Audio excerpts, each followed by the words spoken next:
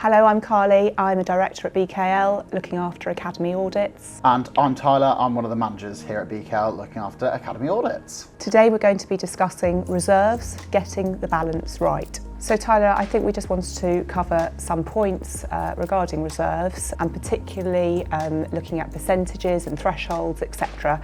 So just as an overview, what are your thoughts about trust reserves? Well, I think trust reserves are really interesting, Carly, actually, because there's an awful lot of variation within the sector. You know, some trusts are very, very lucky to hold these high levels of reserves and other trusts are not so lucky. And it's always about balancing up how you kind of prioritise the children that you have in the school now and spending the money you're receiving from kind of GAG and the various other revenue sources onto those children, as well as prioritising keeping the school maintained and prioritising for the future through, you know, be it capital expenditure or upping grades, Ofsted, for example, spending money on upping Ofsted, more teaching staff, stuff like that.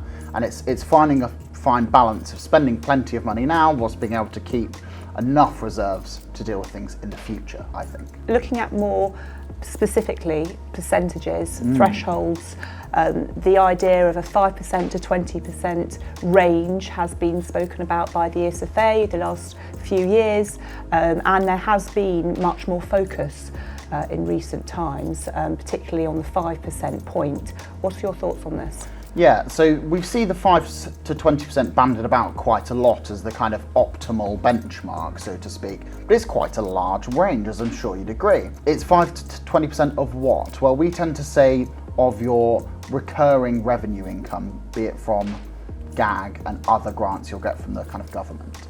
And actually it's trying to look and see what percentage you fall into and then deciding whether that's appropriate. There also has been some banding about of arguing that if you've got more than 20%, the DfE could look to claw those back, but whether they actually do that really remains to be seen. Now, to be fair, I think somewhere within that range will be fine for most trusts. Some trusts may want to hold a higher level of reserves. They're building up to do a large capital project, say, you know, a new school building or some significant refurbs. You might be looking at having reserves towards the higher end of that scale, the 20%. Or if you're having a fairly quiet year and, you know, you're just kind of ticking along and everything's fine, you might be closer down to the 5-10% range, and that's absolutely fine too.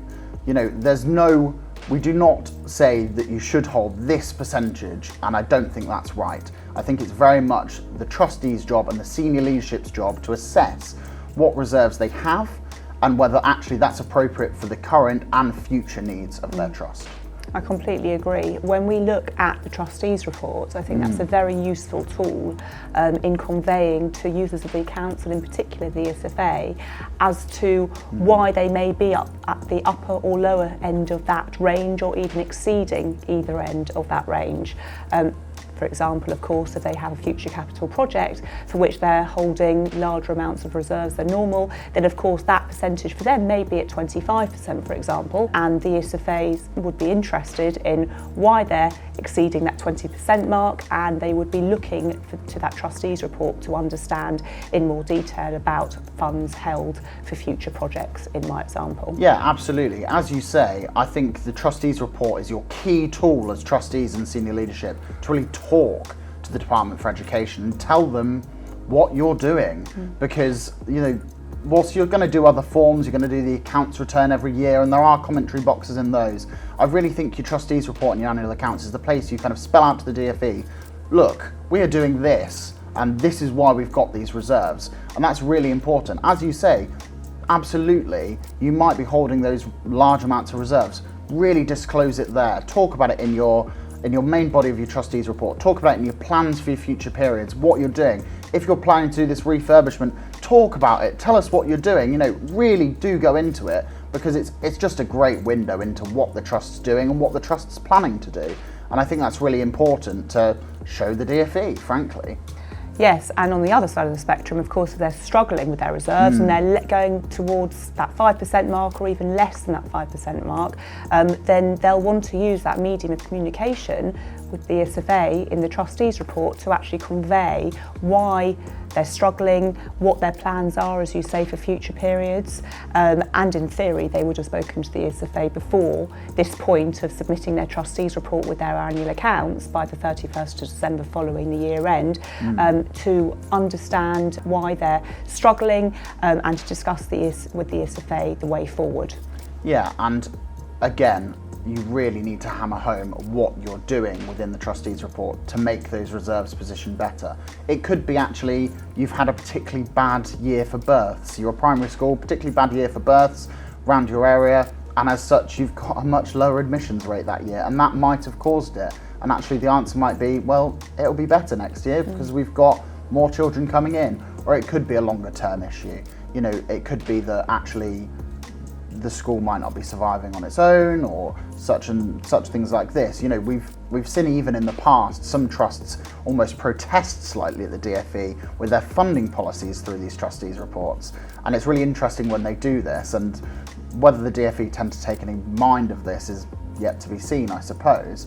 But it's always the place to kind of go, look, we're either having a great time and we're doing really well, or we're struggling and we could use some support here, or it's less than it should be and it's going to be okay, or it's less than it should be and we're currently not sure of the way out. And as you say, if it's less than it should be and they don't know the way out, then yes, talk to the DfE, talk to the Regional Schools Commissioner, talk to people and see what they can do to help. And that might be that you end up joining another trust or joining a larger trust or converting, and whatever that is, but they can talk through those options with you and offer you some support.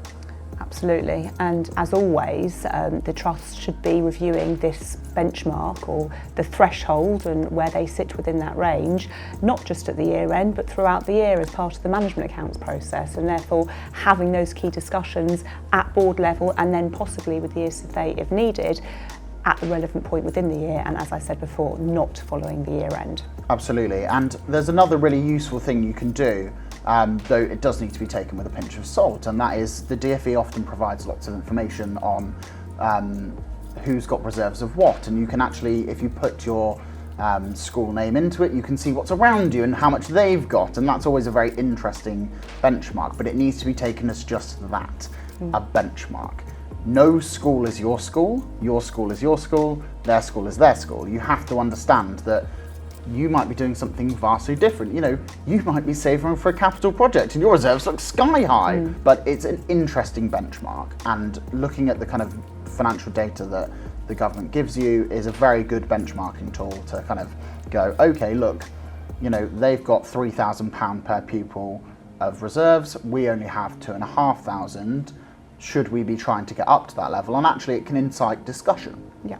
Not necessarily that something's wrong, but it can incite some discussion amongst the trustees. I think we've wrapped up everything that we wanted to talk about on this subject. Absolutely. It's been a real much. pleasure. Thank you very much for listening today.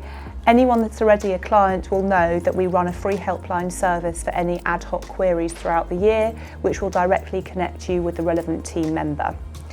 You'll also be aware that we offer various other services, including due diligence work, Annex G returns, BFRO, internal scrutiny work for non-external audit clients, and much more. So please do get in touch if you're interested.